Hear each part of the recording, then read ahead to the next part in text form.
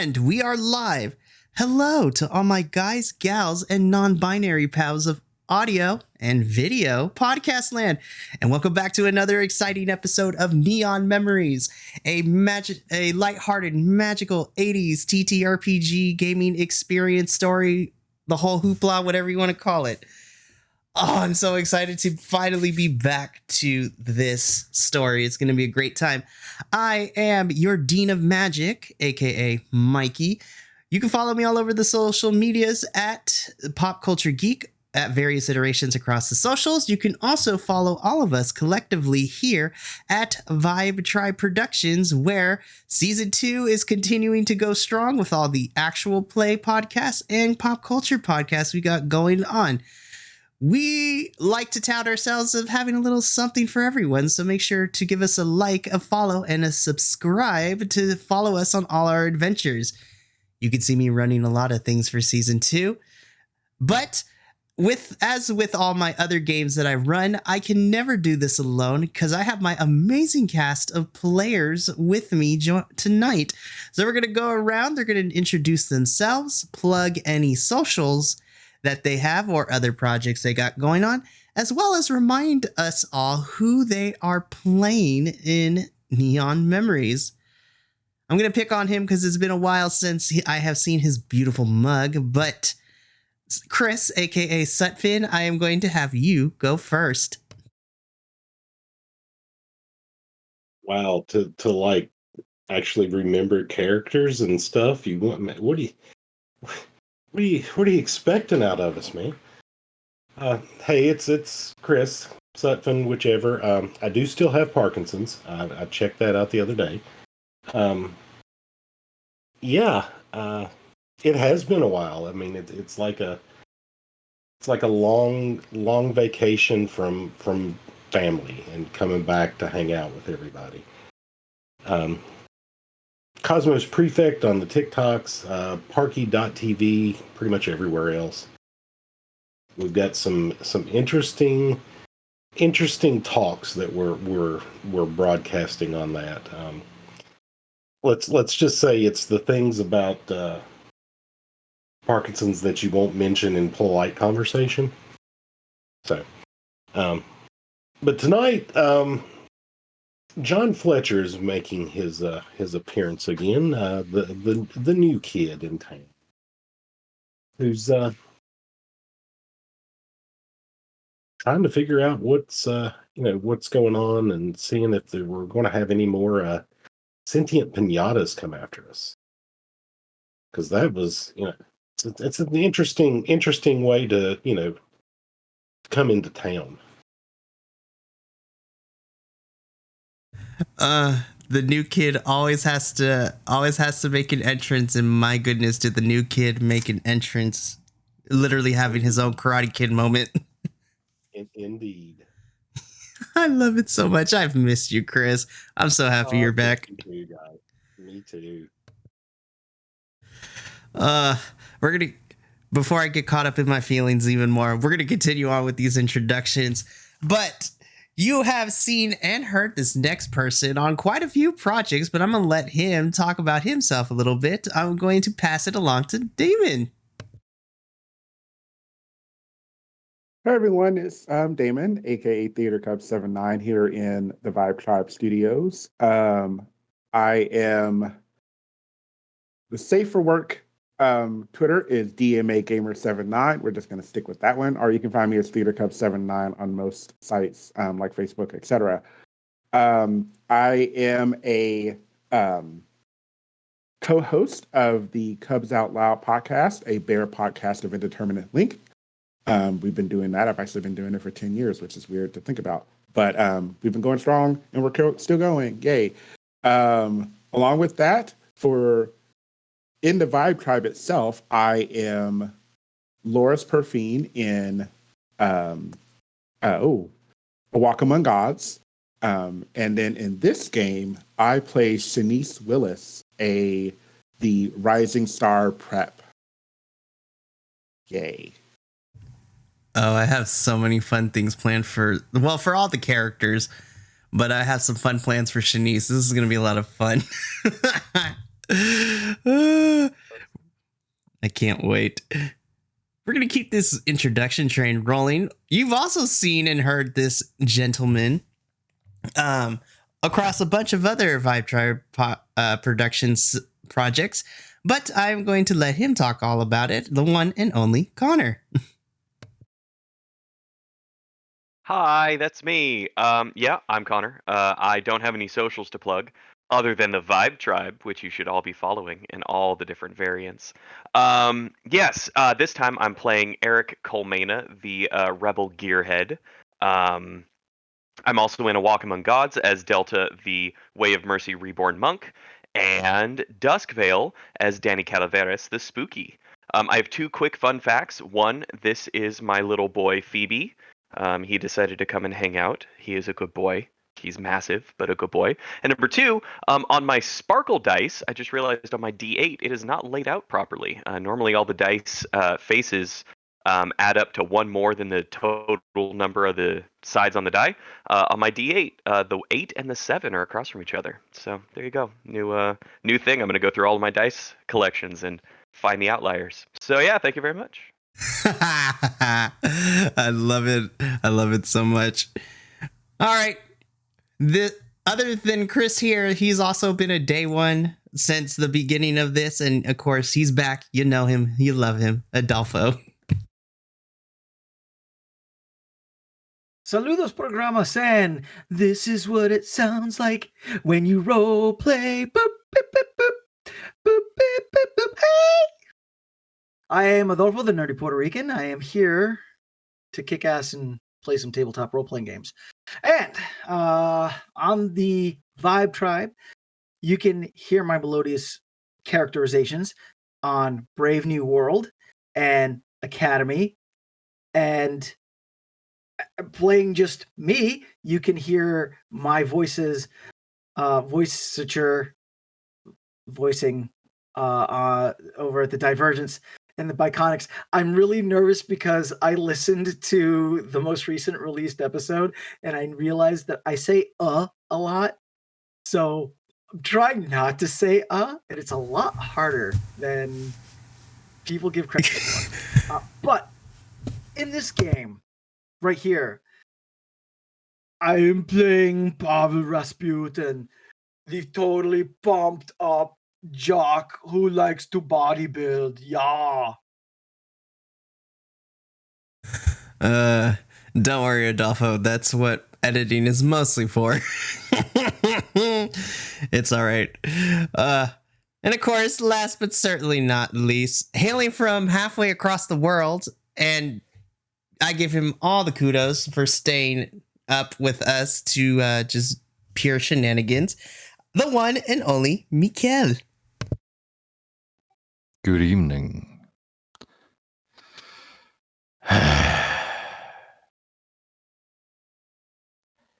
It has been quite some time. I am Dungaree Mike, the game master over on The Hunt for Glory, a Deathwatch role-playing game. And I am here to play Harold Seeger, or as he's more colloquially known, Oldie, the nerd, the ag nerd, to be specific. You'll find him tinkering with carburetors. Let's have a clean take of that. You'll find him tinkering with carburetors and counting corn or just doing homework. He is not very interesting besides that.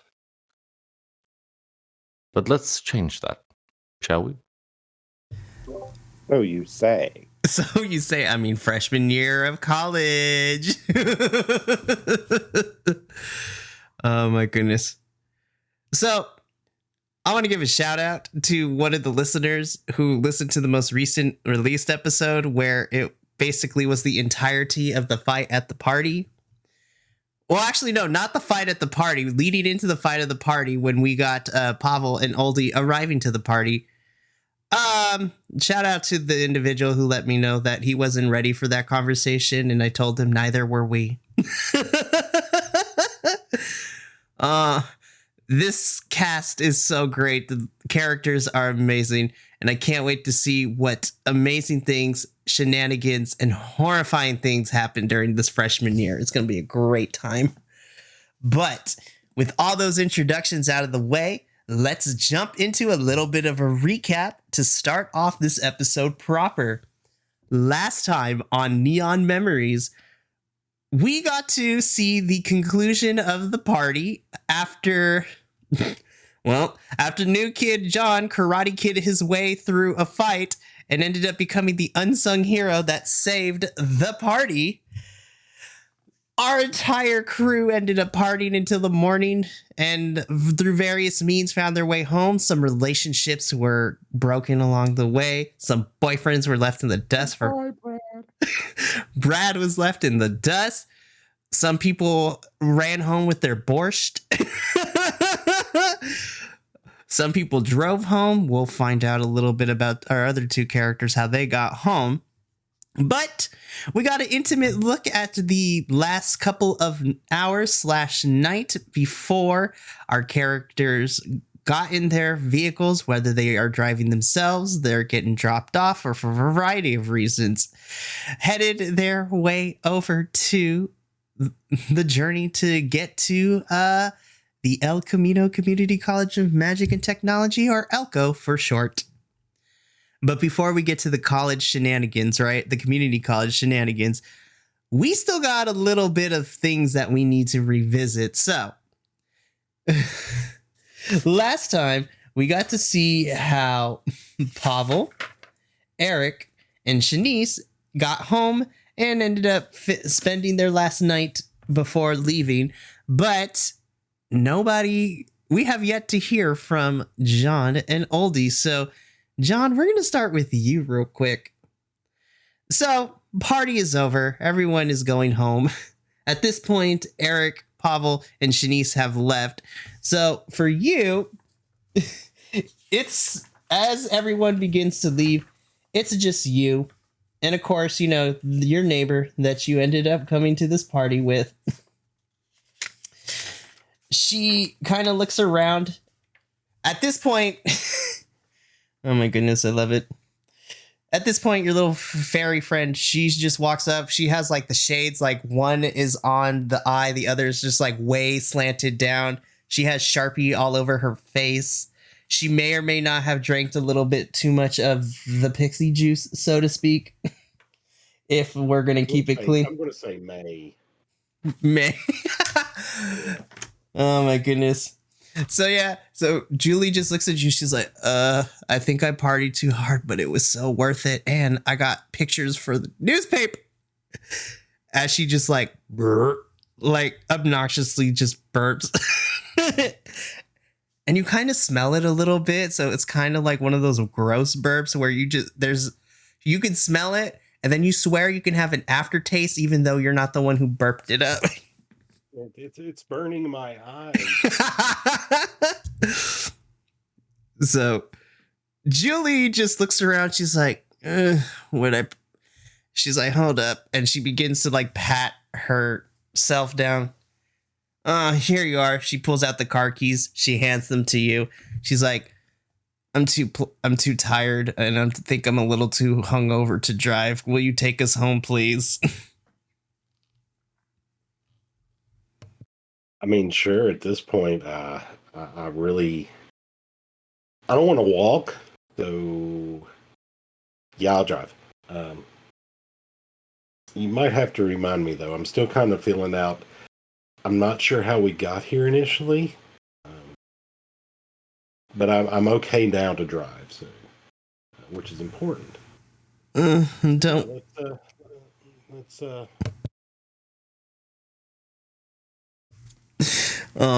any place we can get some donuts, maybe? Oh, I know a great spot. As she kind of like just sheepishly hovers / flies over to the car. She's like, I'll give you directions to the donut shop. And let's do this. So John despite it being early in the morning at this point, you still have your wits about you. So you're like, I got this. As you look over, you see Julie just like struggling. She like opens the door very lethargically. She's not even flying at this point. You just see her like pull herself up onto the seat and just like pull herself up and just kind of just lay on the front seat, since she is a fairy. So she is really, really tiny. And this is after you had to move like the multiple amounts of booster seats from the driver's side and put them in the back seat.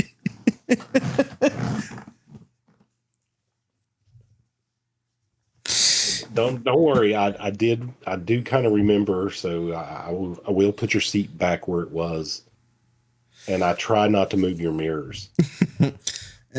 Don't worry about it. Mirror rather, because this thing's only got one. Don't worry about it. I'll fix it before we head on over to ELCO tomorrow. All right, start this thing up, and I'll give you the direction to Whispering Willie's. And so, don't look at me like that. So you start up the car, and you head on over. Through her moaning and grunting, you are able to find your way over to Whispering Willie's. Now, as a new kid in town, you might wonder to yourself, why is this donut shop called Whispering Willie's? Well, I'm glad you asked. So, as you pull up to the drive-thru, you just see a menu board with a different plethora of donuts. There's a lot of different options, but as you pull up to the intercom, very, very faintly, you're just like, "Hi, welcome to Whispering Willie's. How can I help you?"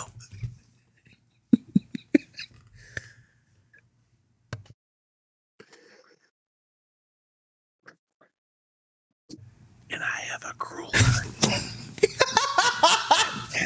and a large black coffee. Okay, you got it. That will be $5.45 at the next window, please. Thank you. Julie, did you want anything? No. No, I'm good. Just thought I'd check. So you pull up to the window. Okay, now it's like, okay, here's your cooler and here's your coffee. It's like, you have a nice evening now. Thank you. And you just drive off. Connor, would you like to speak upon that? No, I just commenting that was hilarious and just rude. That's all. I love it. Good moment. Fantastic.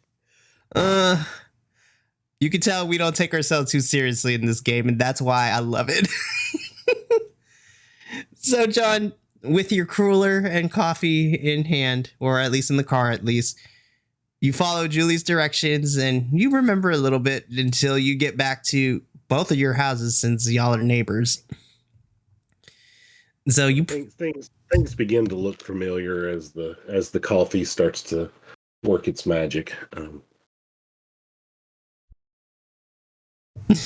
I love it.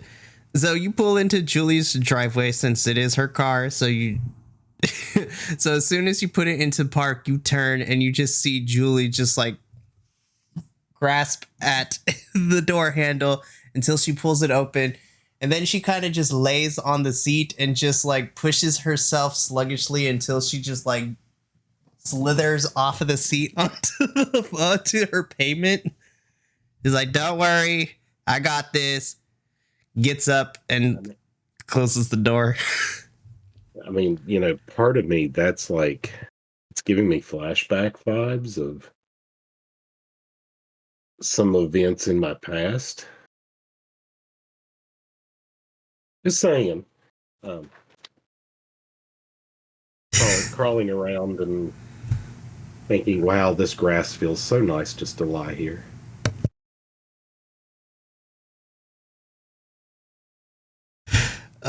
It's beautiful. So you get out of the car, and Julie just Yeah, I mean, I'll go around and check on her. I'll offer. Do you need me to? Should I help you inside? I mean, that's it'll probably get cold in first, but then then the sun will get down on you, and that's just not fun. So come on, I'll take you inside.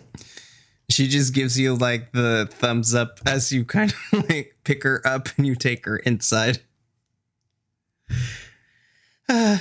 So as you walk inside, Julie's mother is at the table and she's kind of she's just sitting there. She's reading a book.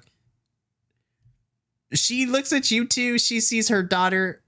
She sees you. Then she sees you carrying her daughter and she just nods, gives you the thumbs up and goes back to reading to the book. Yeah, Julie's mom is used to this kind of stuff. And she's like, oh, okay, my daughter's fine. She's okay. So Julie's just like, onward, as she points to the stairs to take her to her room.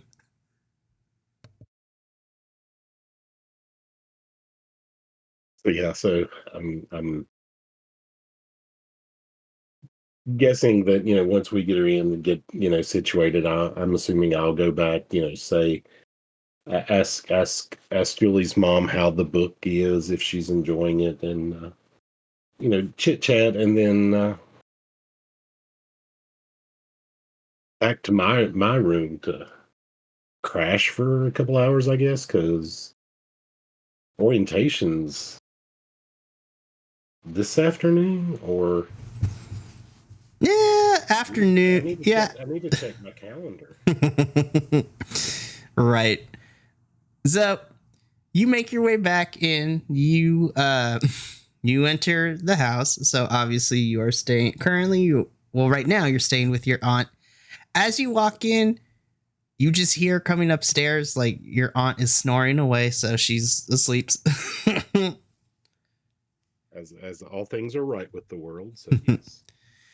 So you make your way up to your room and you begin checking your calendar, and then John, why don't I'll give you the narrative power now.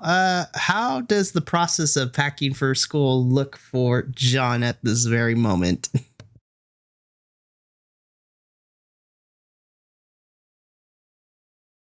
Chaos. I mean, what better way to live, right? I mean,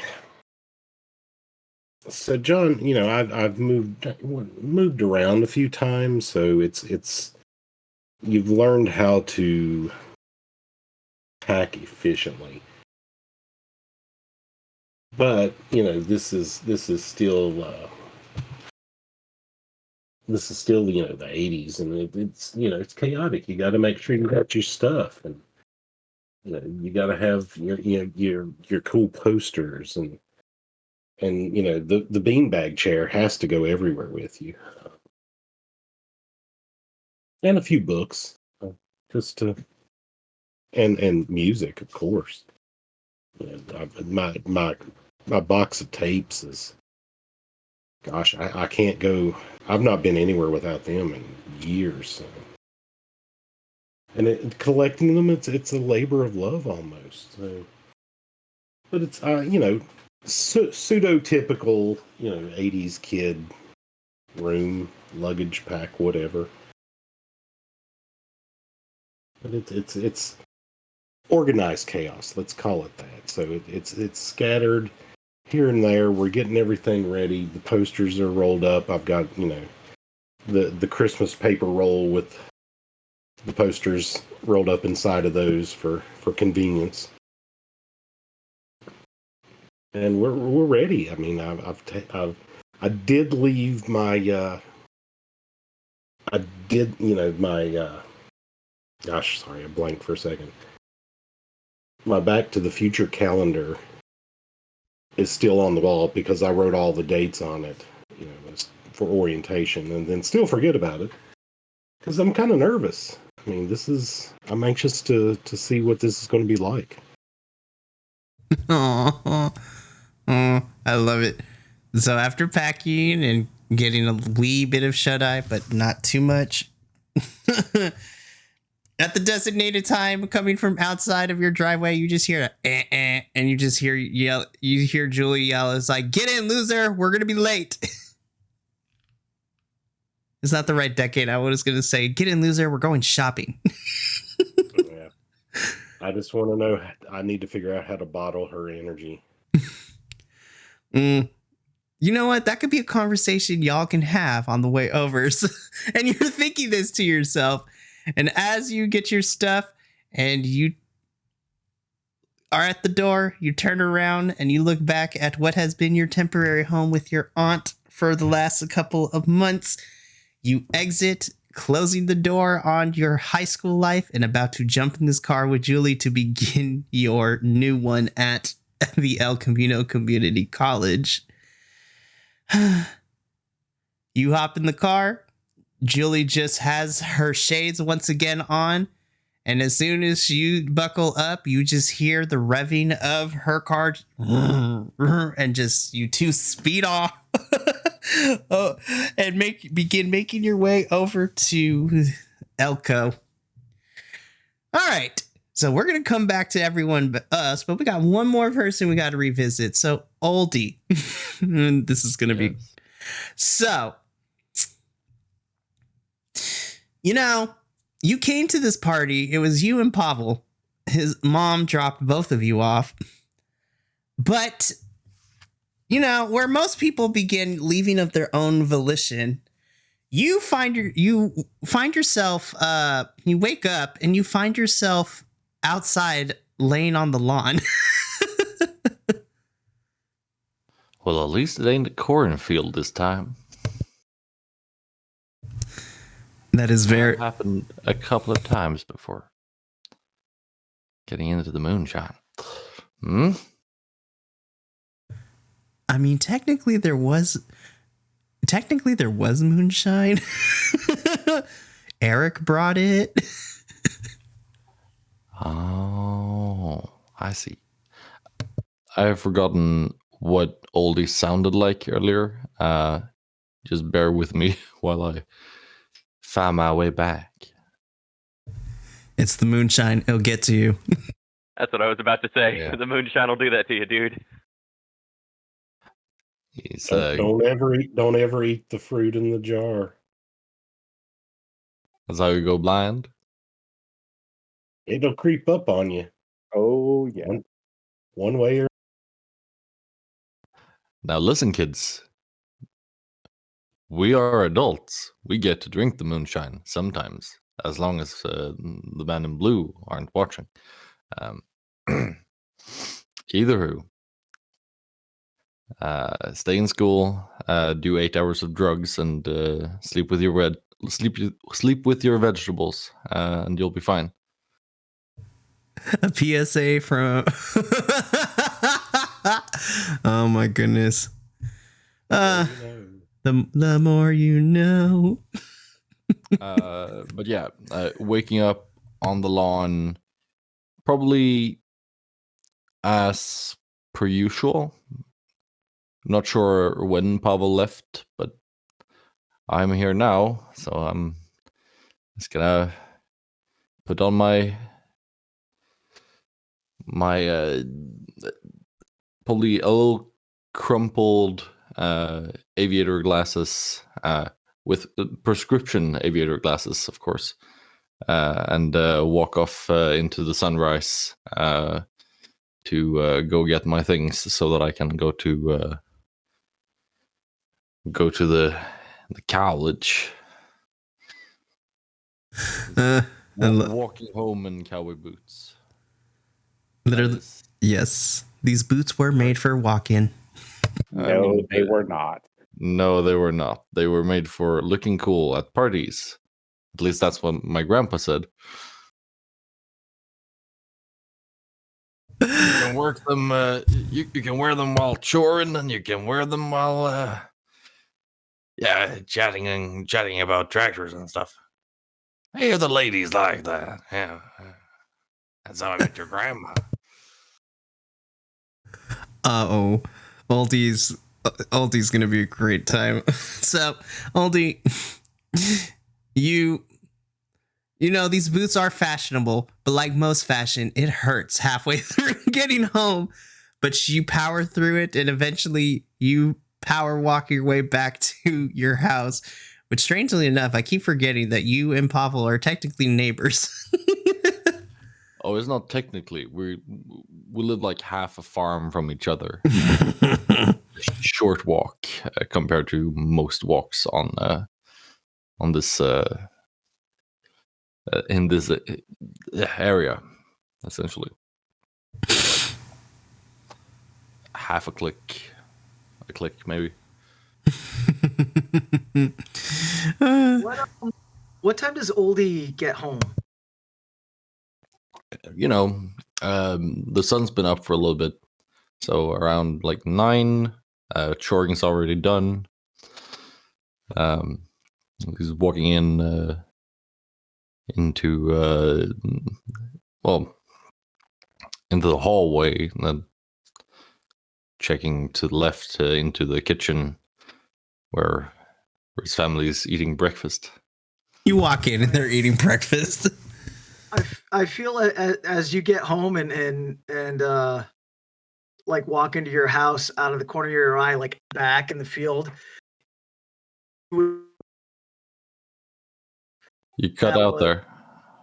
That was Pavol getting home, and then his grandpa and his father's doing a training montage with him because that's the morning workout. We gotta do a montage. Exactly, and like wafting in the air is training montage music, you know, and you just which this is just normal fare for all. That's great. It's great. It's beautiful. Alrighty. So, Oldie, you walk after you out the corner of your eye. You see this training montage going on with Pavol and his grandfather and dads, plural on the dads. You walk in and your family is eating breakfast, and they all stop. They turn at you. They just give you a nod and then go back to eating their breakfast. Yeah, and he's just gonna go down into the basement where he spends most of his time doing tinkering and stuff. It's where he has his bed. The upstairs are for the youngins, and the like ground floor is for the old folks, since they don't walk in stairs no more.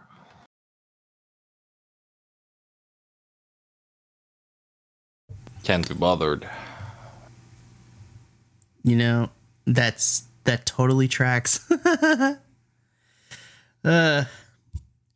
Oldie. So I'm going to give you some narrative control. So why don't you go ahead and recount for us the last couple of hours of what Oldie does to get ready to leave for college? Well, he's already packed most of the things that he needs. Couple of flannels, couple of regular shirts in case he's invited to parties. The good jeans, the work jeans, and maybe I'll go to a dance floor sometime. Probably not. And the wash day pants, of course. Your regular stuff. Socks, underwear, the good boots, the regular boots. Yeah. Nice hat. And of course, a milk crate full of a crate full of used used mechanical things. Like, with notes attached to them. Fix this before harvest. Your brother's gonna start driving the farm truck soon. Please check this carburetor and see if we can do this and that, and it's gonna be good. Lots of bits and bobs to tinker with when he's done with homework and ain't got no more choring to do.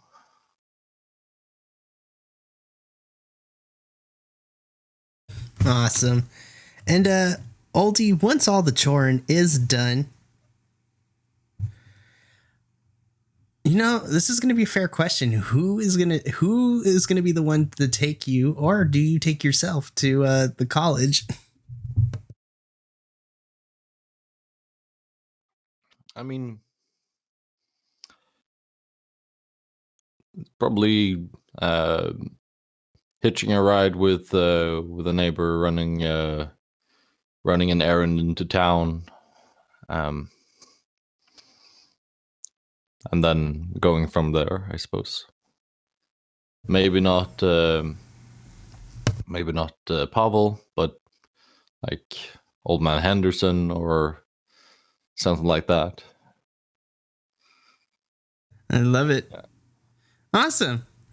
Alrighty, Oldie. So with your things in tow, you also begin making your way to ELCO. All right. Let's do this. I'm so excited.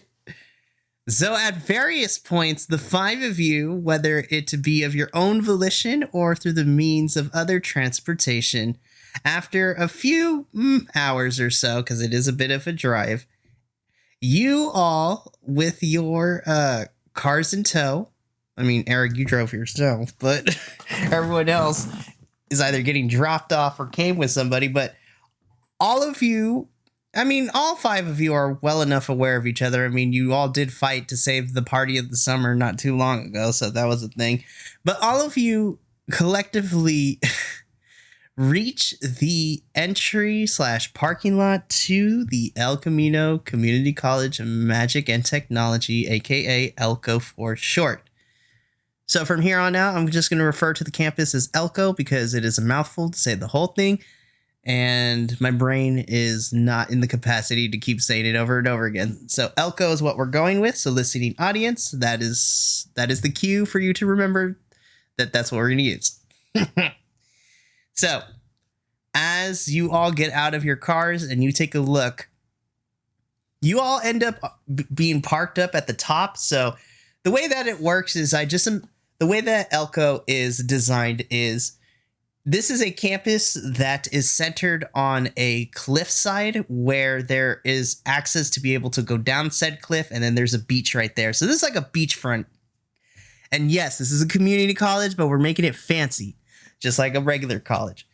And sometimes community colleges are a lot more fun, but that's besides the point. Anywho, so as you enter this parking lot, you guys are at the top, so you're going to have to either drive or you're going to have to walk with your things, depending on whether your folks or whoever you came with is nice enough. But as you all kind of are on this enclave and you look down, you just see the mass of ELCO spread throughout this cliffside, through various buildings and classrooms, and you see the field and the giant gymnasium, and even off to the side a little bit, you do see like the college downtown area from the top of this cliffside. So don't worry, we're going to explore the downtown in a little bit because that's where we're going to go first, because your RA is going to hook you guys up, or at least he thinks he's going to. We'll see how that turns out. But as you take in the scenery, you can also feel the oceanic breeze kind of blow through, and you can smell the faint sea salt air, as one does tend to smell when you find yourself near the ocean at any point. As a California resident, I get to do that all summer. But as you take in the scenery and the senses become overwhelming, You all get back in your cars, and following the directions you got in your orientation packet, you all use the map to find your way over to where you guys are staying. So it's only a couple of minutes to find your dorm, and as you pull up on the side of your dorm building, you all have been assigned, at least for your freshman year, you will be staying in F. Bueller Hall. Don't look at me like that. I know what I did. So, for your freshman year, the 5 of you will be staying. The 5 of you will be staying in F. Bueller Hall, which, yes, it is what it sounds like, listening audience. They are staying in Bueller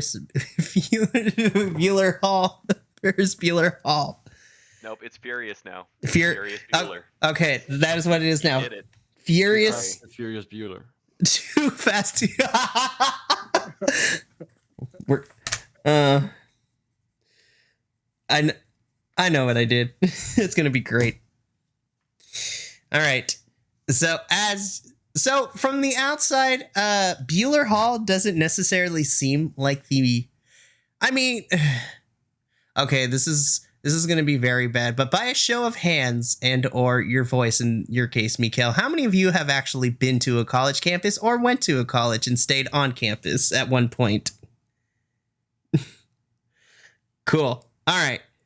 Not going to ask when, because that's rude, but I think we all have had a collective experience that usually if you stay on campus, your freshman year, you end up getting stuck in the freshman dorms, which are like not necessarily the most cushiest things.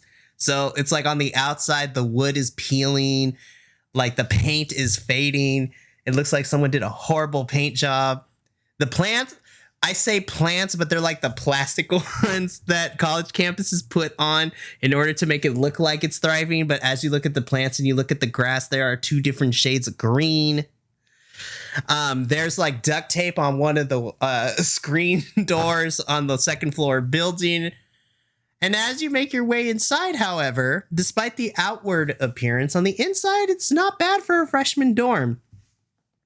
You have a singular living room where it's kind of like the hangout place for the Bueller Hall. So if y'all wanted to come hang out for a little bit.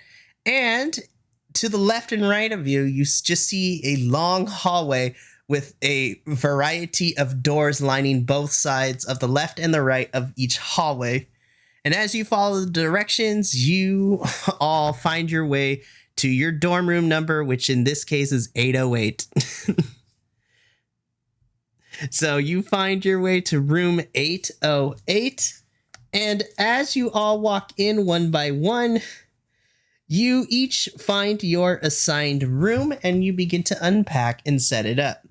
So, I mentioned earlier before we started the session that I am going to once again let you guys describe this, but I wanted you to give me a picture, a mental image, if you will. I want to see your creative juices. Like, what kind of dorm room are we looking at here? Like, what are some of the things? What is the color scheme? You are the interior decorator. And nothing is off limits, so be as creative as you want, while also following college guidelines. So no booze, no drugs, at least, that campus police isn't aware of. But, I mean, it's a college campus. Listen, we've all been there. We know. But, all right. So, I have predetermined who is going to go first, thanks to my dice that I rolled before session. And Eric, you are going to go first. So paint me a picture. What does Eric's dorm room look like? What is the aesthetic here?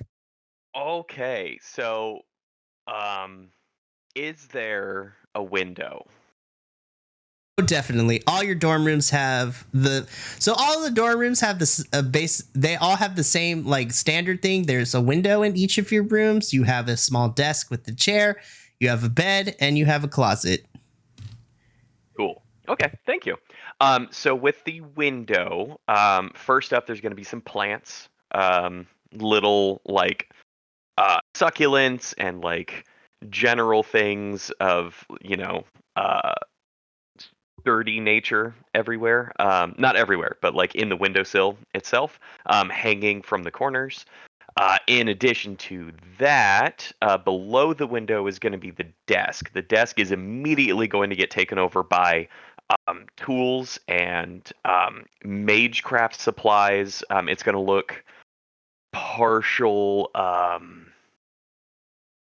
it's going to look partly like a laboratory setup, and partly like some kind of arcane research center, and then partly like mech garage kind of thing.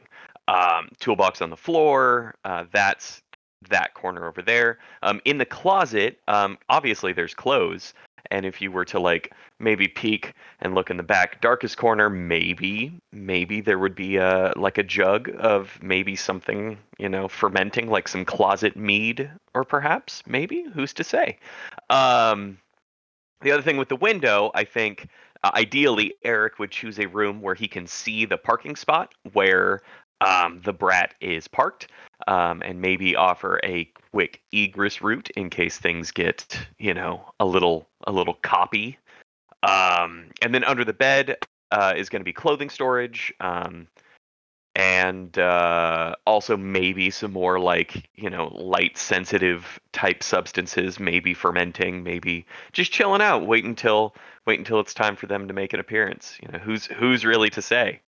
And overall, from a rebellious standpoint, if Campus PD were to inspect, I mean, really all they'd find would be a bunch of normal supplies that any aspiring mage would have in their research center and their homework and extracurricular activities. And I mean, officer, really, like, I don't see a problem here. Do you? And yeah, that's Eric's bedroom. Oh, color scheme. Definitely some green. I think green is going to be the main vibe in there. He's going to do green. Yeah, just green. I think it's just green. And then I think in the corner of the closet, with maybe some of the substances, maybe some violet, maybe just chilling out with some nice, ultraviolet spectrum up in there. So yeah, nice, calm, chill, a little bit of darkness in there, but what you gonna do about it? It's fine. We're all good here, right? Yeah. I love it. So while Eric is getting this all situated, the next person to kind of come in and find the room is going to be Shanice. Shanice, what does Shanice's door room look like after she's undone packing? What's the color scheme? I'm so excited to hear this. Okay, so first of all, the furniture that was in the room is gone. Like anything that is used or dated or whatever, her parents have the money. They we're just getting you all new stuff. So like immediately, like the desk is taken out, not by her. They've got people to do that. So the room has been painted. It is half neon pink and half like neon yellow. It is kind of that very 80s color scheme moment here. The bed is now a canopy bed. Full on canopy. It's probably it's a custom made one, because I doubt she could have the actual full 80s big poster bed canopy bed in the dorm room, so she kind of it was lowered. The desk is, there's going to be two desks. There's going to be one in a corner for school, whatever, she's going to probably do work, maybe. And then another area is going to be sort of a makeup, just getting ready room. It'll be next near the closet. The closet is full of clothes. There are bins for day wear, night wear, and there'll be definitely be extra storage. One big thing that will be added is a mirror. Like a large, like classic 80s, like glass mirror, like everyone knows that that motif. And there is going to, if there's room, which as I'm trying to like put everything else, there is a wonderful like modern 80s like stereo system. So the whole like, gosh, what were they called? Is it a platform? Is that what I'm thinking? I don't know.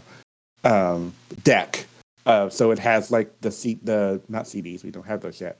The tape deck, the record player on top, the big speakers, yeah, whole 9 yards. Because she's going to need music because she's going to be doing something like music or performing or rehearsing to something. And yeah, that's what I came up with. And with the only thing that is going to be different. So she has we'll say that she has an extra closet.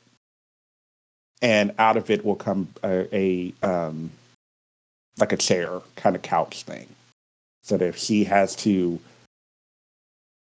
finds herself needing to recline after a long day, she can't, and she doesn't want to do it in the bed. She has a place where she can kind of like recline and think about her day. Yeah.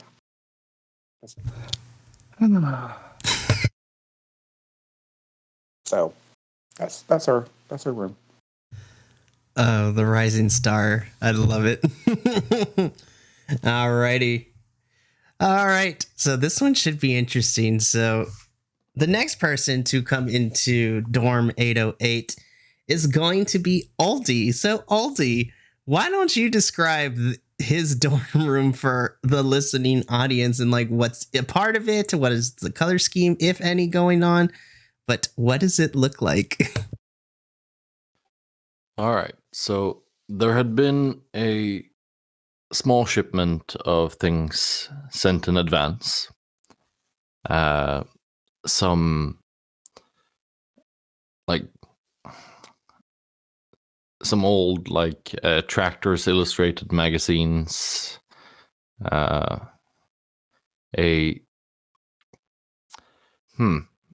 I'm thinking of the scale here. 1/30th the size of a Garrett traction engine, steam tractor, essentially. That just you turn the steering wheel and it turns the wheels. And it puffs around in a circle. It's very cute. Makes them feel like home.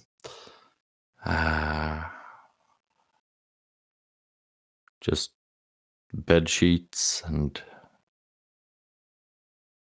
a nice oak, like inherited oak bookcase where all his things can just chill out when he's not using them. It's fairly Spartan, otherwise. A rug, a couple of drawers, a bed, obviously.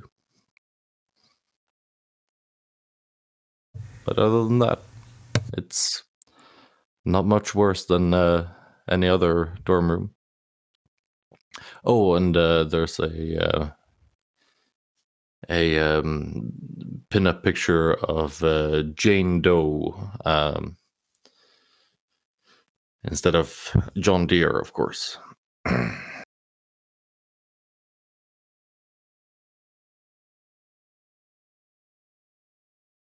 That's about it. Oh my gosh, I love it. The fact that everybody can see these reactions just makes it even better. Oh, we're going to have so much fun. Okay, so second to last, but still just as important, new kid John, you have entered the building. I'm been very interested. So, John, what does your dorm room look like as you begin to unpack?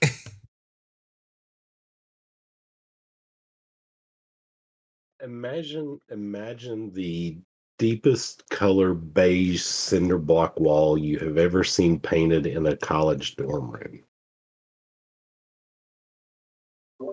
Wow. And then overlay that with another layer of, let's say, I don't know how to describe it. It's like the weird green color that's like flakes that the beige flakes off and becomes underneath, kind of thing. I think I know what you're talking about. I want to say like seafoam green, but not quite. Kind of a weird mint color stuff. So we got that to start with. So that's our canvas, if you. So we had 2 posters and a calendar. The calendar, it's the Back to the Future calendar that I had. Somehow it always keeps track of the current year, though. Can't imagine. And there's the Einstein picture with his tongue out, sticking his tongue out, and then the one of it's just of the mountains that he thinks he remembers being part of his home at one point.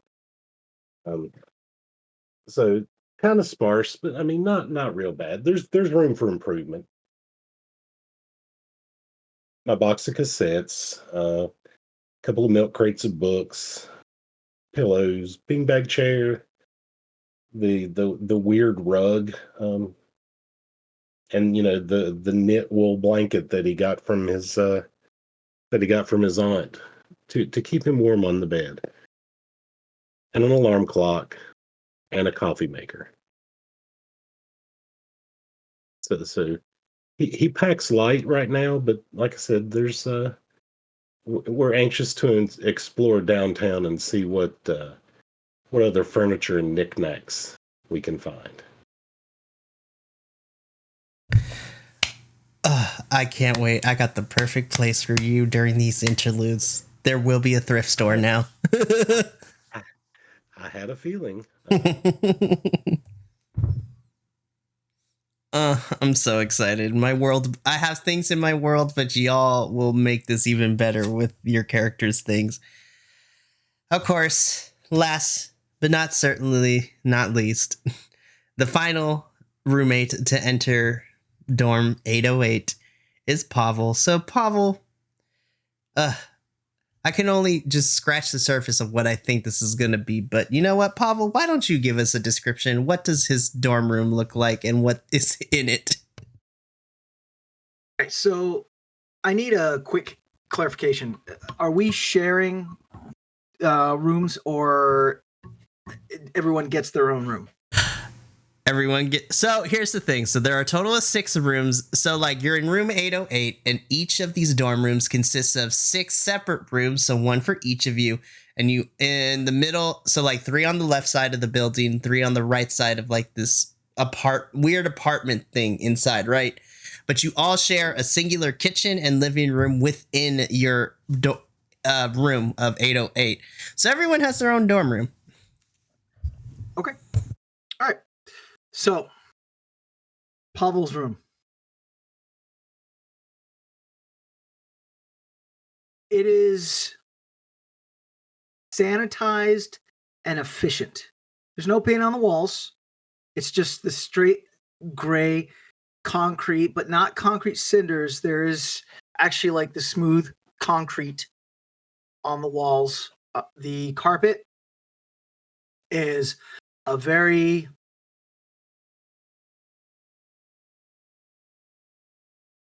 drab. Yeah, it's a drab green. Let's say it's a drab green. See, there it is. Listen, just let it happen. It's okay. I do it all the time too. The bed is a metal framed, again, very straightforward, economical metal bed. And walking into the room is the Rasputin family. So you have Constantine, his biological father, and Artem, his father. And Pavol is carrying like a steamer chest, a big steamer chest, right? And he's, of course, because they're bears and they're all, big. So Pavol is holding the steamer chest over his head and, of course, ducking under like door jams and whatnot, Constantine being the father figure in the family. He has two steamer chests, right? One here in one arm, in the left arm, the other, I should say, on the left shoulder, and the other on the right shoulder, and he's just carrying them thusly. Artem is being very motherly, so he is carrying bags of food, all pre-made food, in the glass. Yeah, not even Tupperware. We're like glass Mason jars. The old school. Well, yeah, mason jars, but the old school Corningware that has like that light brown goldish coloring on it with saran wrap or tinfoil over it, right? And of course,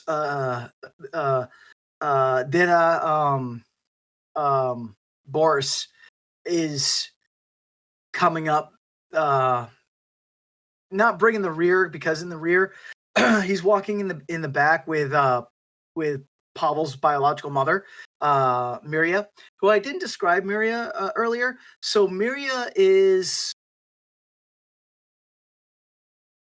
a humanoid. So she was a gymnast for the Eastern Communist Bloc when they defected. And that was the whole reason why her and Constantine were forced to get married, is because they were the pinnacles of statehood, and they made them get married, but yada yada yada. So, but Miria, I should say, Miria.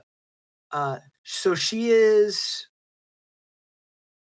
humanoid, very svelte, with a female gymnast body.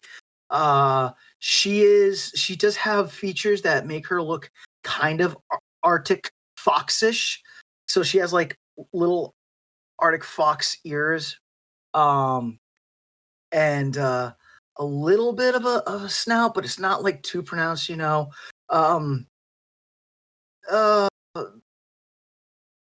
It's a good homogenization. That's your college word for the day, because I'm smart.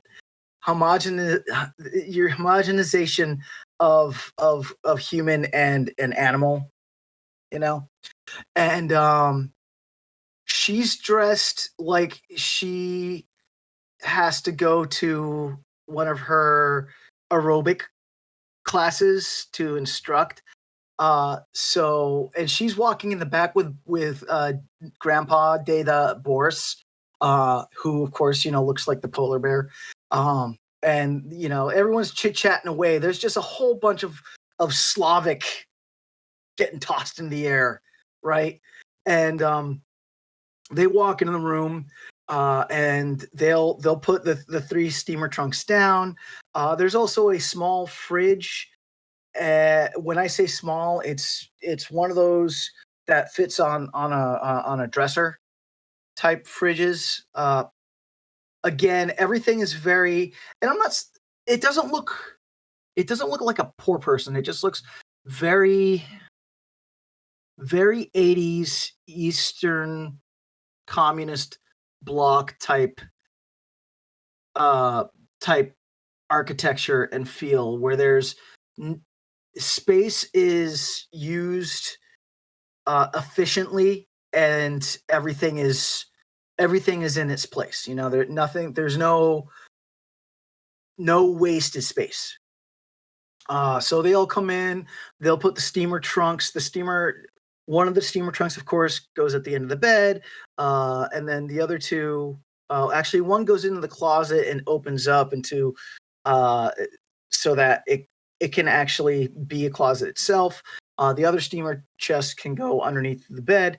So the family, they kiss Pavol goodbye. You know, and they take the pictures and everything. There is a window. There is one window. Again, very Eastern communist bloc. Like the window's like this big, and it's not even square. It's like hexagonal or whatever, right? And yeah, it's like, you know. And as soon as everyone leaves, again, everything, for all intents and purposes, looks very drab. But Pavol pulls the steamer chest out from under his bed, and he'll look around to make sure no one is looking, and he'll open the steamer chest, and he'll pull out this cassette player / alarm clock that they used to be really popular in the 80s. They were like, I would say maybe a foot long, and they were black, and the one side of it was the FM radio portion. The right side of it was like the cassette player. The speaker was in the back, and it was this small speaker. And then you set the alarm clock was digital. There was a digital readout, and you would set that. And all those buttons were on top. But it was the 80s, so the buttons were like really big and silver, which, you know, is what they thought was futuristic. So he would carefully, again, looking to make sure no one's looking, carefully put that up on the dresser by the head of his bed, and he'd plug it in, and he would produce a tape that also was in a hidden pocket in a steamer chest, and he would place it into the tape player and hit play, and Prince's Purple Rain would start playing. The album, not the song, but the album.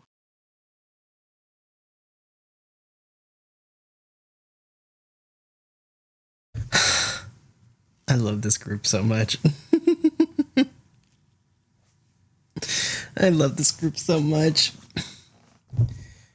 Alrighty then. So, as you all kind of finish up and say your goodbye, well, some of you say goodbyes to your folks who dropped you off. Oldie and Eric, you kind of came on your own, so you guys are just here. Julie is across the hall in her door. So if you ever need anything, she's literally across the hall. And prior to dropping, like, you both enter, because you're both in Furious Bueller Hall, as we have dubbed it now. But as she dropped you off in Bueller Hall, she told you that if you need anything, or if somebody's giving you a hard time, or if you just need somebody to kick somebody's ass, you just knock on her door and no questions asked. She is ready to go. And for some reason, as she said this out of her bag, she pulled out some nunchucks for some reason. Listen, Julie is that girl, okay? Forget the mace. She is about the nunchucks, especially when she's trying to get the scoop on what is going down. Homegirl will do everything for a scoop. And she's had her fair share of fighting of some weirdos in high school. But as you all kind of settle into your rooms and you kind of come out into the living space in the kitchen, obviously the five of you recognize each other from the party. And I mean, New Kid John word has gone around town about his antics and his fight with one of the bigger gang members of the sentient pinatas. And as you all come to this realization, you all kind of are taken aback as you hear a loud kind of like crashing sound coming from the door in entering your living space. And as you all turn, at first you really just see somebody struggling to get a giant surfboard through the door, and it's kind of like not being able to fit it there. It's like, oh, come on, like totally, come on. And it's like, got it. And turn and like is able to kind of just push it in for some reason. You know, it's one of those like circle in the square hole kind of situations. It shouldn't work, but somehow it did. And as the surfboard gets lowered, you see a very familiar looking individual. But instead of your quintessential Ric Flair / Hugh Hefner kind of robe, you see walking in a very tall and lanky individual rocking some Birkenstocks and like the most gaudy neon colored swim trunks and the most loud Hawaiian shirt possible. He's got the surfer shades on and like the very, very, I can't believe this is a fashion trend. I was a child of the 2000s, so I had to see it all the time. But you just see like lines of puka shell necklaces. Those need to stay dead. And of course, the five of you know that this is the Chad. And it's like, what's up, roomies? I am your RA, the Chad. So yes, the Chad is your RA. Surprise! Wow. It's awesome. It's wonderful. What could possibly go wrong? You're right. Quick question. What type of crashing sound was made? Was it like a very dramatic crashing sound or a softer type crashing sound? Let's say it was the dramatic kind because I live for the drama. It's like, all right. So if it's a dramatic crashing sound, then Pavel's door is closed, but as soon as that crash is heard, Pavol will literally burst out of his room, like busting through his door, Kool-Aid Man style, right? And he will be all puffed up and he'll be like, "Bush boy, what is going on? Who needs help?" I think it's okay. Are we? Do I need to break someone? What is happening? No, I don't think you need to break someone. Oh, It's just an RA. It was just. Ooh, I'm jumpy. sorry. I am just. This is the first time that I have been out in public without my parents, so I am a little on edge. And he'll like slowly try to slink back into his room. No, But, like, you can stay. you know, he'll stop and he'll just freeze and be like, "I will stay then," and he'll just kind of like stand there uncomfortably looking like a statue. aww. Are our rooms next to each other? You know what? I drew a map for this. This is going to be interesting. So, like I mentioned, there are 3 rooms on the right and 3 on the left. So on the left-hand side of this quote-unquote apartment, you have Pavol, you have Eric, and you have John all sharing one side. That's the left side. So, Pavol, Eric, and John, you are on the left. And then obviously on the right side, because, you know, the right side has, I mean, they're technically all the same, but this is Shanice we're talking about. So Shanice made it like the biggest room possible. So Shanice, the rising star, always gets the biggest room. But on the right side of your apartment, so to speak, is Shanice's room, Oldie's room, and then your RA's room. So the Chad is staying on the right side. Nice. Sweet. So I'm guessing that side faces the ocean view, or Oh, absolutely. Oh yeah, Yeah. there was no question about it. Shanice needed all the accoutrement. Yeah. Yeah, they get the ocean side. We get the blinding sunlight in the morning. and the parking lot. You get to get out of the car. with the lone shrubbery and tree in the distance. We love to see it. Asphalt and metal. And if you catch the doors just right, you can actually hear the ocean on our side of the. The acoustics will just carry it right through. There you go. So since we're next to each other, as you crash through your door, Eric is going to crack open the door and be holding like just the tiniest little wrench like this one, and just be like ready to go, see you, and then immediately slam the door and creep on back inside. It's just like, I got it. Looks up. Oh no. And then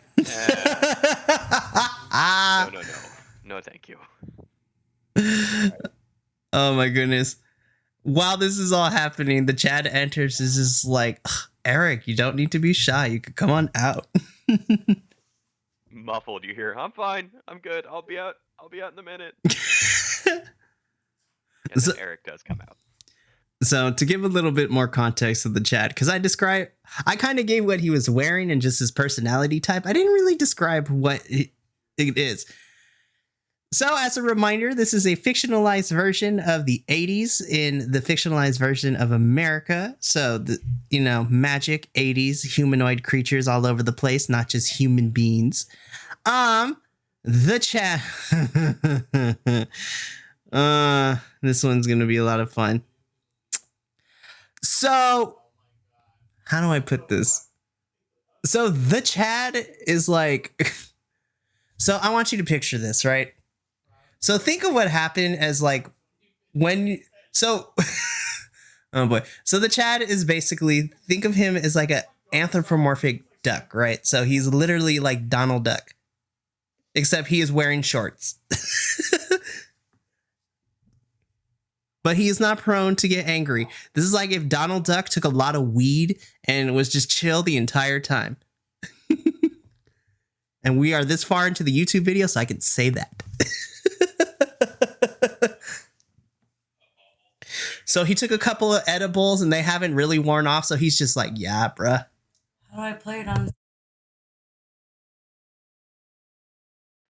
I have mad respect for the Chad. However, a duck. So this whole time, the whole mental picture that I've had for the Chad, putting the glasses on, wearing the puka shells, it's a duck. I mean, bad vibes just flow off the back of like a duck, man. in the words of Jinx Monsoon, water off the duck's back. This is unacceptable. Unacceptable. From down the hall, you hear Julius just like, Fozzie, is that you? Oh no. Oh man, I can't wait because I have yet to make Julie's roommates and I cannot wait to bring it down. Listen, this is going to be great. Alrighty. So, as you guys, the Chad walks in and it is just situated. It's like, so yeah, welcome to your freshman year. It's going to be great. I'm going to be your RA. So I have a couple of things that I need to go through. And from his like swimsuit pocket, he pulls out like this really crumpled piece of paper. And he's kind of like, so these are the things that you have to do. And I'll post these a little bit later and to kind of go over the rules. But essentially, the typical RA stuff, he's just like, basically, in a nutshell, it is don't do anything stupid. If you're going to have so this is how he goes. So he lists the RA rules, but he puts the Chad's twist on it, right? So it's like, don't have any alcohol or paraphernalia in the dorm room at any time, unless you're going to share with him because he don't snitch. If you're going to have a party,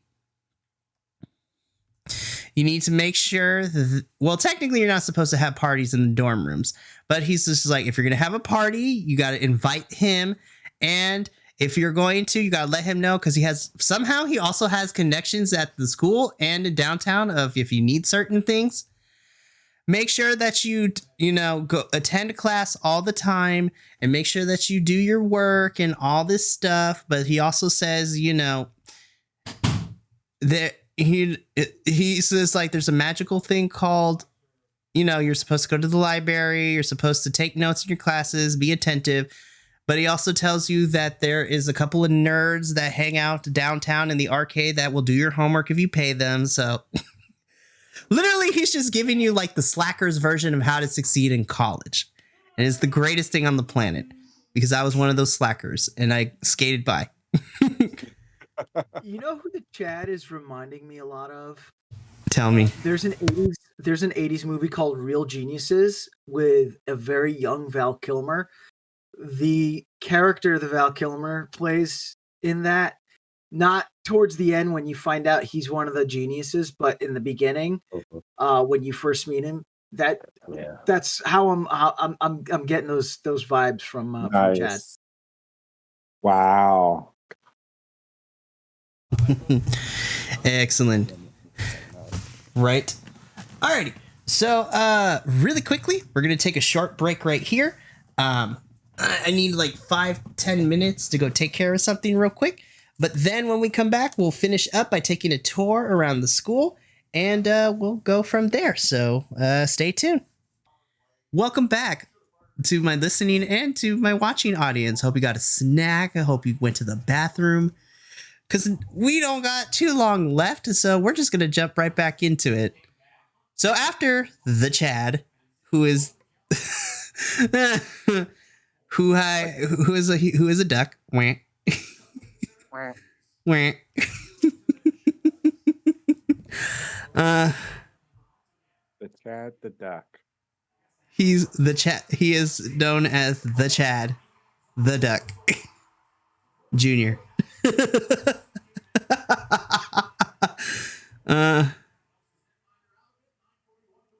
I simultaneously apologize to Connor, but I don't at the same time. No, please don't. My sibling is a hardcore Kingdom Hearts fan, and one of our longest running jokes is just how awful Donald is, right? And so the buildup of like, oh, this Chad, this Ric Flair, this like, I have so much I can play off of that, and then to just yank the rug out from under me of like, it's Donald. It's like, oh, that hurts so good. You know what?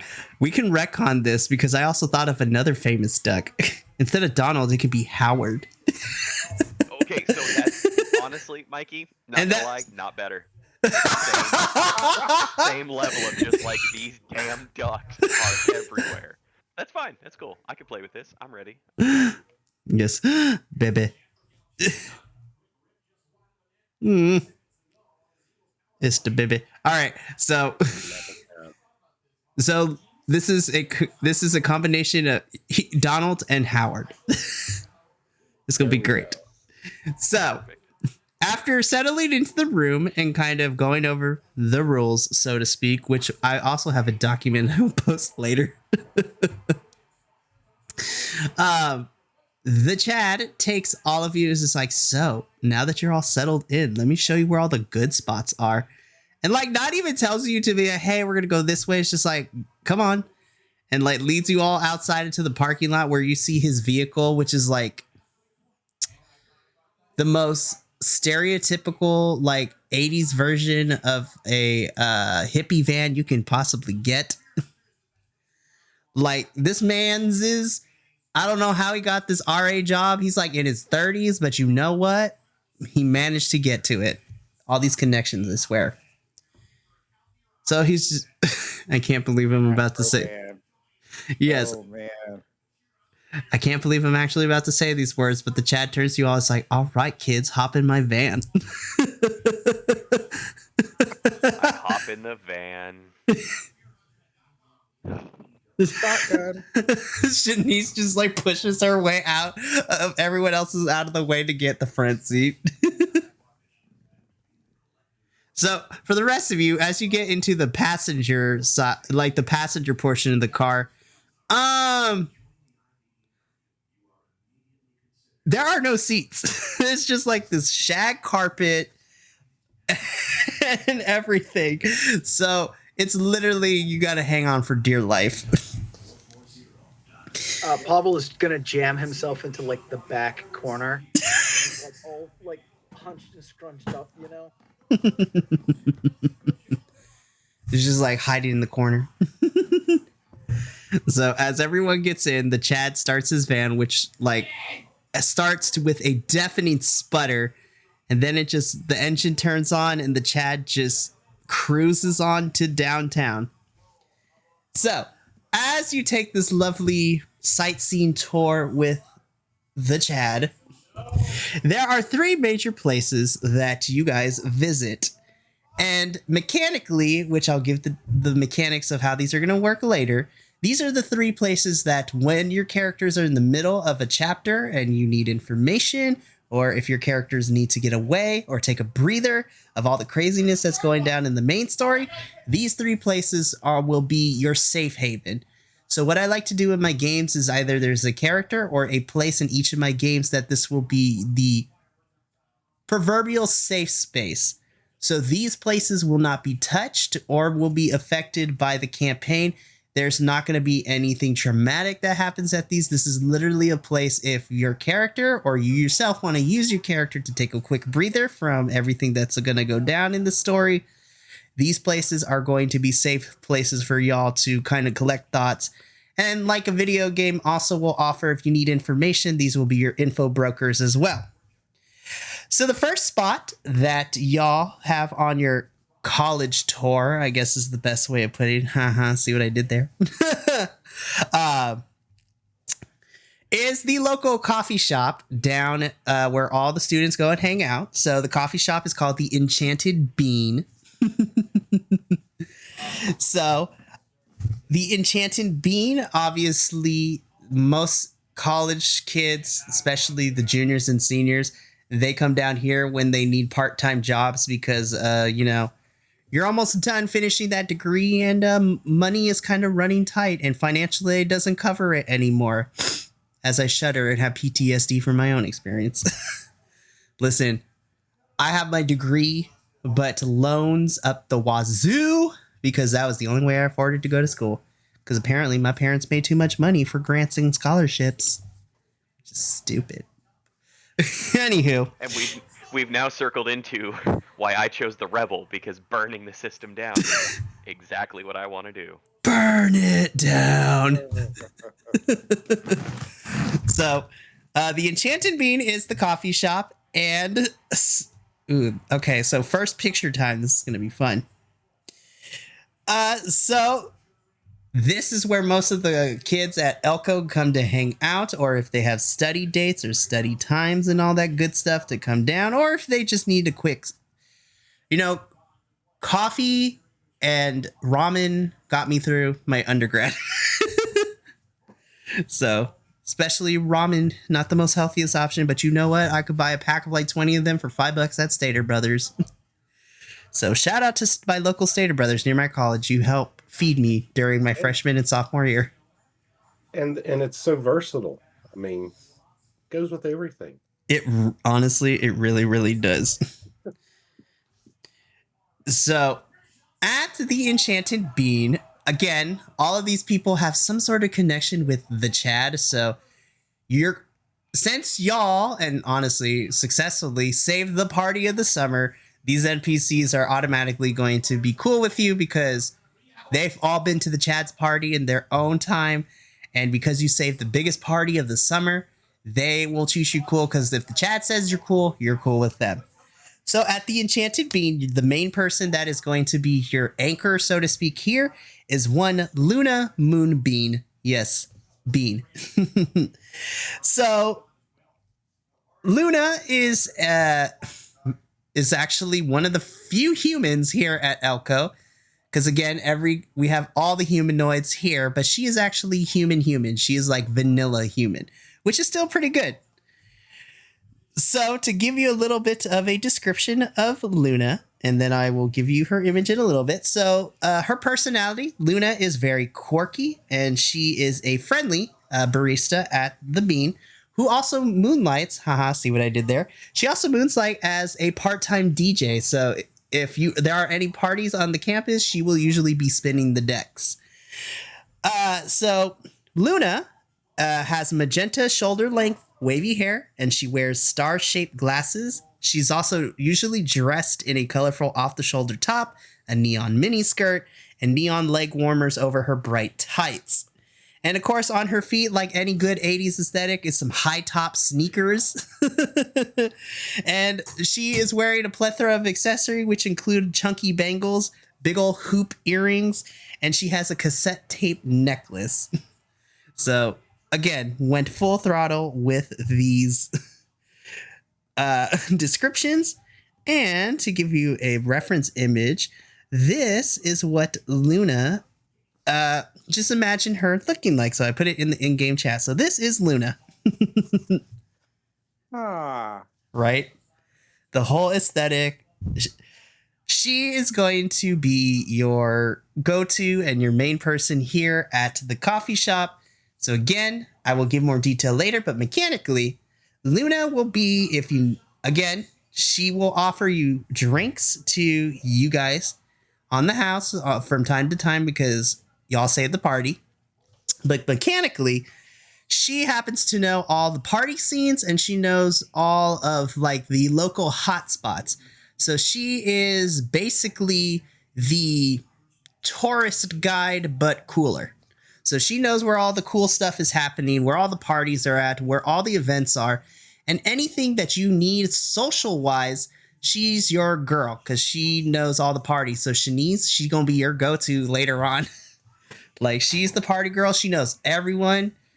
While not in the same aspirations of the rising star, she knows her way around, and she does have connections with some entertainment folks too, given she does part-time DJ from time to time. I will remember that. Yes. So the next place, this one I'm really, really excited about. The next place on your tour with the Chad is what is known around ELCO as the Pixel Palace. So the Pixel Palace is a arcade and a roller rink all in one. So this is the main source of kind of like blowing off steam that the community college has. This is where all the kids go and hang out. Usually when classes are done for the day and there's no major parties on campus, this is where kids kind of come hang out and all that jazz. So it's an arcade and it's a roller rink, and it happens to be owned by a lovely couple. Both of the guys, their names are Sparky and Neon. So this is a married couple. So a little bit of information. So Sparky is a male wizard who has a panache for vintage video games. So literally this arcade, as you walk in, is littered with like the old school games like Galaga, Pac-Man, Miss Pac-Man. An alternative, like the classic Punch-Out. Like you can think of it, you name it. It's really great. And there's even some custom ones too. Like there's a Sonic the Hedgehog for some reason. And then there's like an old school Donkey Kong. It's any old school arcade game you can think of, it's here. So Sparky's in charge of the arcade and he oversees it. So Sparky has spiky blue hair. He's usually seen with a mischievous grin and a pair of round glasses. He wears a power suit with broad shoulders and tapered pants. His outfit is complete with a colorful graphic t-shirt, a skinny tie, and high-top sneakers. And Sparky is usually holding some sort of vintage video game controller in one hand. And so since he's a wizard, he's in charge of keeping all the guests enchanted with the video games. And now I'm going to upload for my players an image of Sparky. So here we go. Again, these are just reference images, but this is going to be great. And then, of course, his husband, Neon.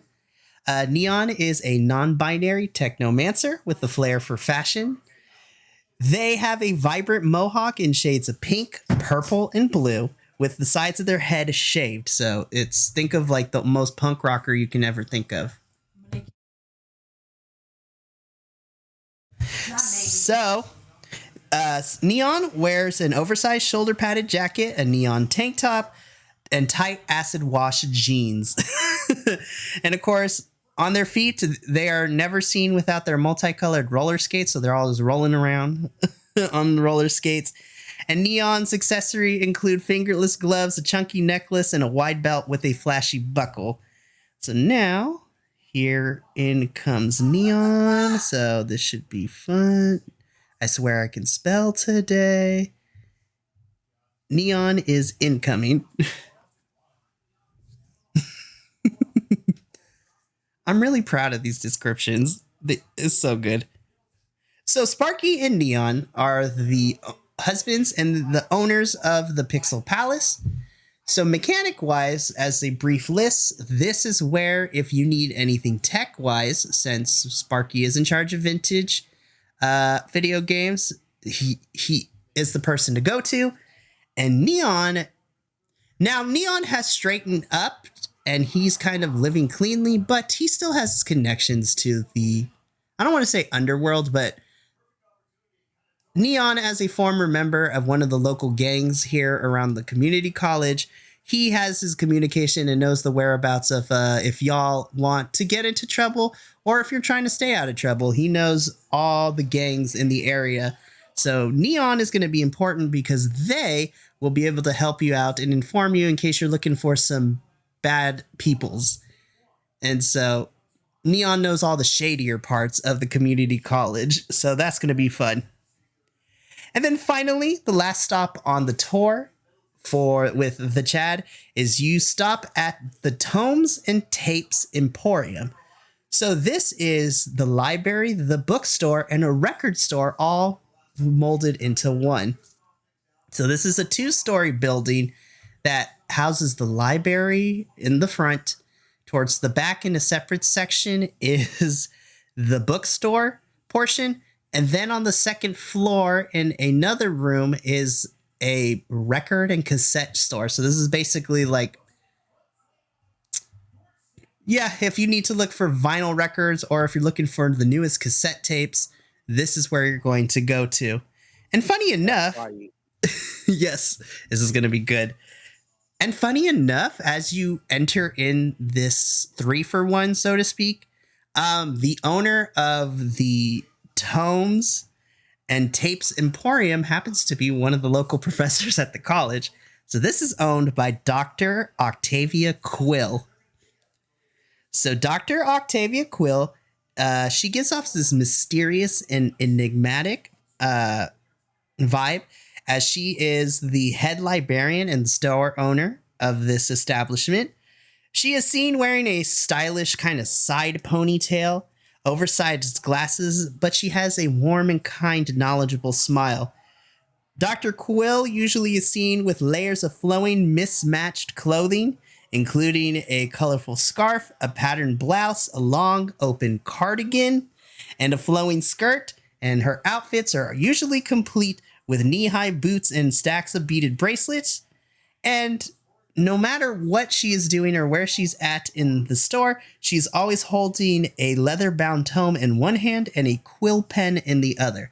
So she's always writing or taking notes of something.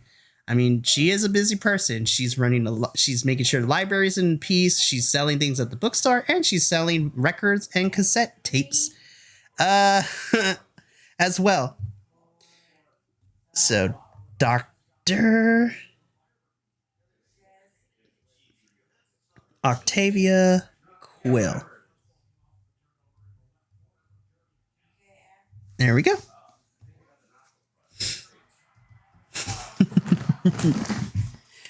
So, I mean, if it wasn't already given, mechanic-wise, as this game goes on, I mean, besides getting records and cassettes for you guys for your needs, so the new kid might actually have a lot of fun here. Mechanic wise, since she does have the library, yes, you will be going to classes, which we will be introducing next time. Um, you guys, if you will need to study for your classes and coming to the tomes and tapes to study or to get information academic wise, she is your guide. She knows anything and everything when it comes to academia. She is very knowledgeable on everything. Do you need to know the formula in order to calculate the speed of an engine? She is your girl. Do you need to find out the history of all, like for your theater class, like who are the most prominent playwrights of this version of the world? She is your girl. Anything and everything academic wise, she knows what's up. But more importantly too, she is also, because she is a doctor, funny enough, she is a doctor of psychology. So she is also going to be your mental health specialist.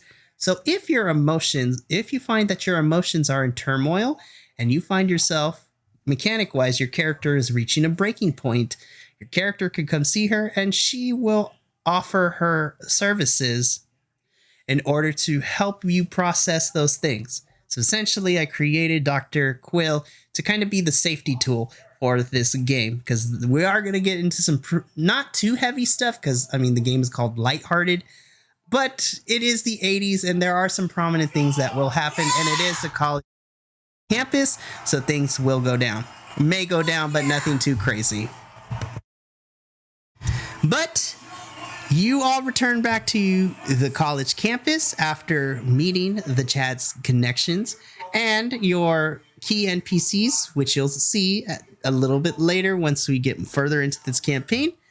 And as you roll up, instead of taking you back to the dorm, the Chad pulls into the parking lot in front of the lawn, which is like the big grass area most colleges have for kids to hang out and picnic. But as you step out of his van and you look at the lawn, as he's called it, the Chad says, "Welcome to the lawn." You see a plethora of carnival rides, game booths, and everything. So again, it's been about 5, 6, 7 years since I was in college, but I remember my freshman orientation was a giant party. We had carnival rides, games, food vendors, all that stuff. So essentially, this is just a welcoming orientation, and the Chad's just like, well, you have technically survived your first day. So now go ahead and go have fun at this carnival, and I'll see you kids in a little bit.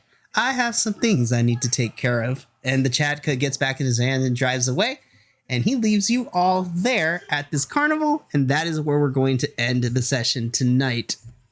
So when we come back for the next episode of Neon Memories, we're going to see what kind of kerfuffles you get into at this carnival, and we'll see what kind of things go down. Also, I should also mention too that this carnival also serves as your club rush. So next session, I will have a list of clubs potentially you can join. And this club rush is actually going to introduce us to our first official chapter of the campaign. So I'm excited for this. But thank you so much for tuning in to another episode of Neon Memories. When we come back next episode, the carnival is in town and club rush is upon us. So what kind of clubs will our college kids, now that I can officially say it, get into? Well, you're going to have to come back and find out. But until then, from all of us here at Neon Memories, as well as Vibe Tribe Productions, remember, take care of yourself, love one another, and as always, make sure to keep those good times rolling. Until next time, we'll see you later. But until then, ta-ta for now. This has been a Vibe Tribe production. Remember, take care of each other, love one another, and as always, keep those good times rolling. We'll see you next time.